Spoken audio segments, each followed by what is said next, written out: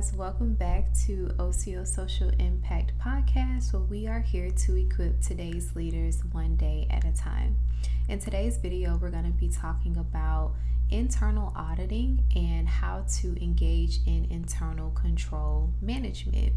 And this topic is kind of boring because it focuses a lot on policies and different procedures related to the health of your organization. But these policies that these organizations develop or your organization develops is very important so that when different fires may come about, you're able to properly put them out.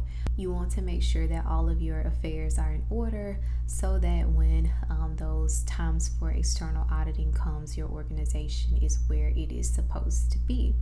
So what sparked this topic for me is actually a personal experience of some things that I have been dealing with the current job that I'm at. We had a few issues that were going on with certain policies that had been implemented.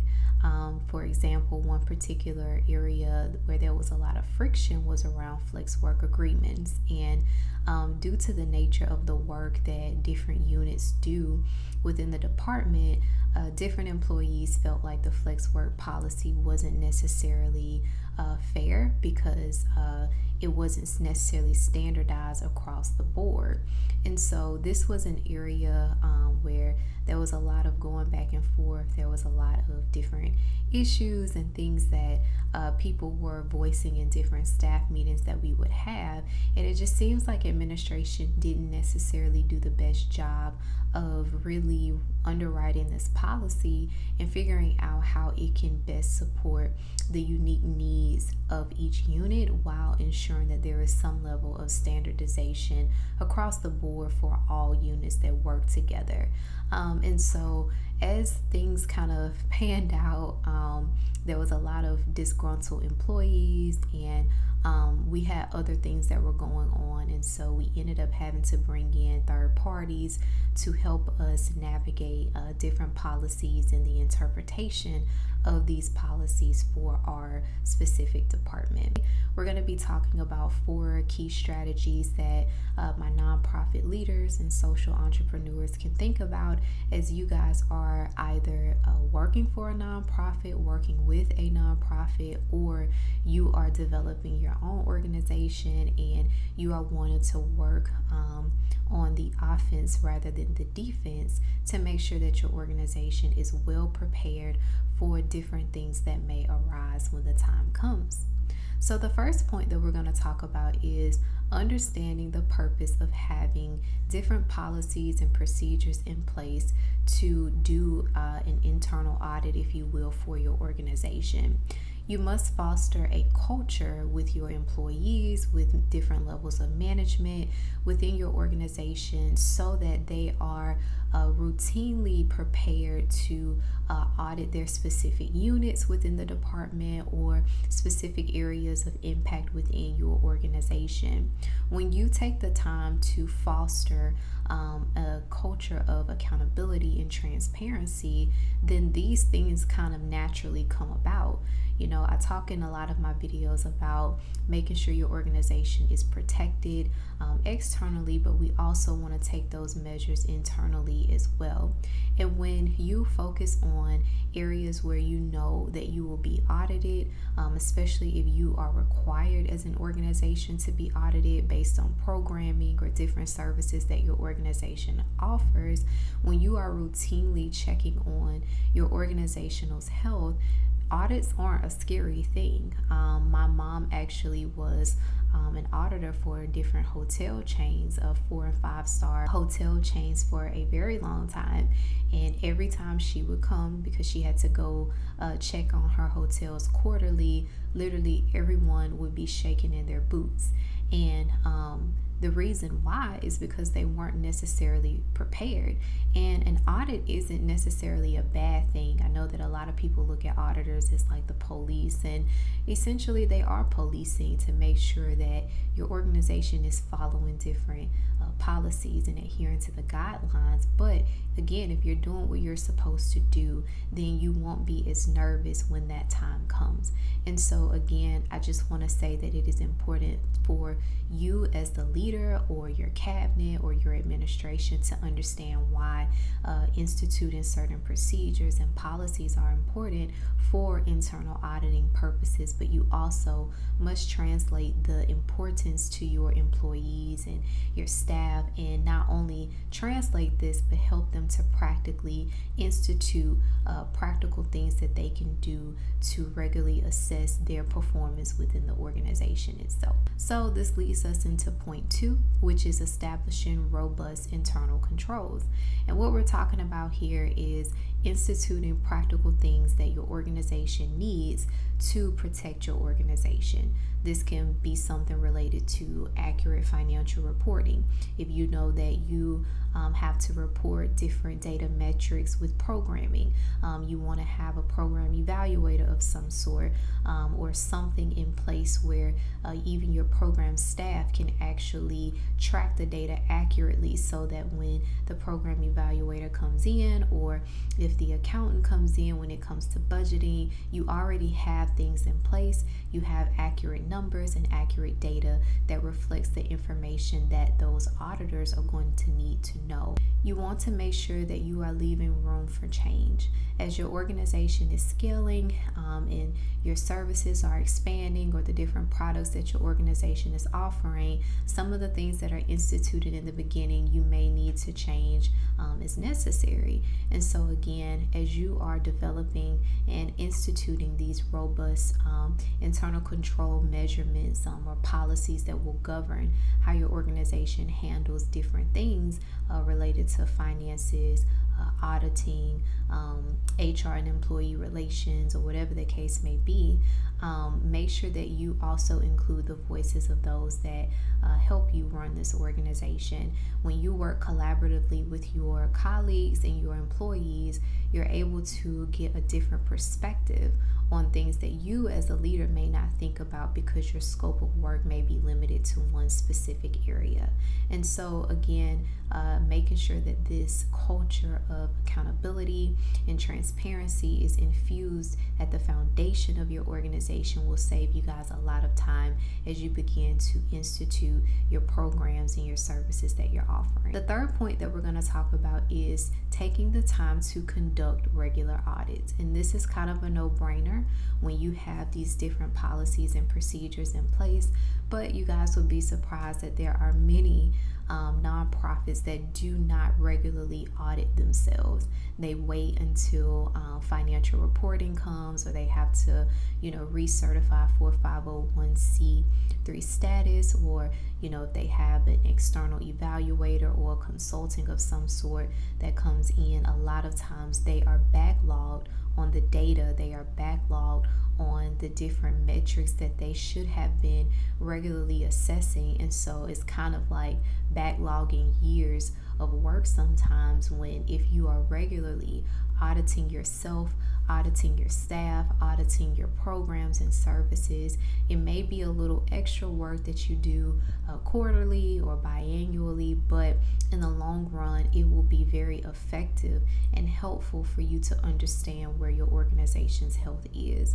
When you are taking the time to conduct these audits, you want to think about, are there any areas of fraudulent activity? You want to make sure that your finances are in place. If there is money missing, why is this money missing? Why is this money not accounted for?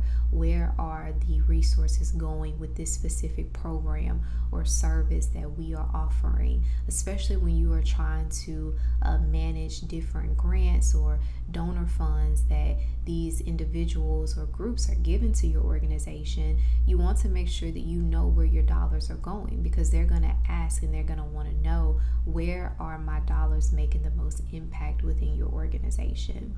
You also want to think about, are there any operational inefficiencies?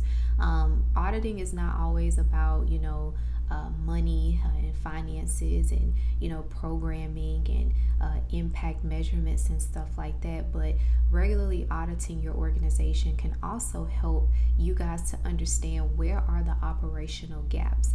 Going back to my previous point, again, there are a lot of nonprofits, especially that are strapped when it comes to cash, and when they don't have a lot of employees, it's very difficult for them to take the time to really understand where they are. And so a lot of times, because they are operating in a scarce environment, they don't realize where there are many areas of operational inefficiencies or gaps.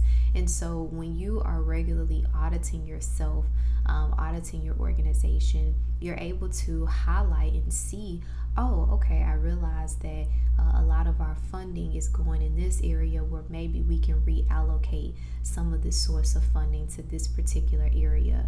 I realize that we can work with automating some of our administrative duties so that we can maximize impact when it comes to certain events or different things that we as an organization lead for our target populations. When you're working with your different reports as you are auditing different aspects of your organizations, also think about those areas of operational inefficiencies or gaps. And then the final point is to be proactive with your risk management plan. In one of my latest videos, which I will put here in this corner, or I will have it listed in the podcast description, I talked about developing a risk management plan. And a risk management plan is protecting yourself in case there is any form of a data breach or some breach within your organization, or God forbid you have to go to court and you have to go deal with legal things related to your organization. Having these plans in place are very key to making sure that your organization is protected. But you cannot know where your organization is if you're not taking the time to conduct those regular audits internally before anything happens externally. And the fourth point that we're going to talk about, which is very simple, make sure you're engaging in continuous improvement. As I stated in the beginning of this video, there will be moments where you have to change as an organization when you're scaling, when your organization is growing in its programs and its services and the money that's coming in, the policies that may have worked in the first 5 years or the first 3 years may change as time progresses and as your organization is rebranding itself or engaging in different scopes of work. You want to allow space to continually give feedback and get feedback from those that are around you. And I would also highly encourage you guys to bring in a third party consultant or an auditor of some sort if you're wanting to really look at your finances, if you want to look at program effectiveness, if you want to look at donor engagement. Having those third party groups that have an unbiased opinion can be very beneficial. This is not something that you have to do yearly or monthly. You can do it at whatever level of frequency you like, but I think every so often on a regular schedule, bringing in just a third party to say, hey, this is what we're working with, this is where we are, can be very helpful for your organization to get another perspective that maybe you guys did not think about. So these points and strategies that I talked about today are meant to give you guys kind of an easy understanding of what internal audits and control management is all about, but also making it a lot practical where you're able to understand at a fundamental level of what this looks like in daily practice. When you develop a culture of proactive risk management and internal control and auditing, you foster a culture of accountability, of transparency, and reliability. And in the long run, this helps your organization build its reputation. The strongest brands that outlast any other brand in their sector are those that have built a trust with their target population or their customer base. And this is no different for any social impact organization.